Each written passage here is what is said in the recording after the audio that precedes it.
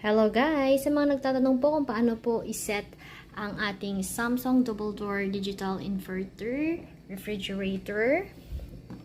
I think nabili ko siya 3 to 4 years ago. And ang pina-follow kong settings ay heto. So, that's for summer, normal, and winter. Wala naman tayong winter. So, ang ginagawa ko to save ng kuryente is, pag walang laman ang fridge ko, is nilalagay ko ang aking freezer sa min max. This min means minimum lang siya. Yun yung pinaka lowest niya. But, pag gumagawa po ako ng ice, nilalagay ko siya sa optimal.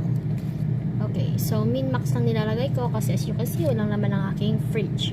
So, minimum lang siya sa freezer dito sa taas, but maximum siya sa refrigerator, which is nasa baba. So, ngayon, dito po tayo sa baba. Dahil wala namang masyadong laman ang aking refrigerator, is nilalagay ko lang siya sa 1. 1, ito po ang pinaka-lowest niya, which is, ito po yung pinaka-minimum. Makakasave ka po ng kuryente pag lahat minimum, pag wala namang masyadong laman ang ref mo, kung mga tubig lang naman. Pero pag marami pong laman ang refrigerator ko, is nilalagay ko siya sa 3 or 4, or hindi ko siya nilalagay masyado dito kasi malamig naman na siya kahit number 4 na siya eh.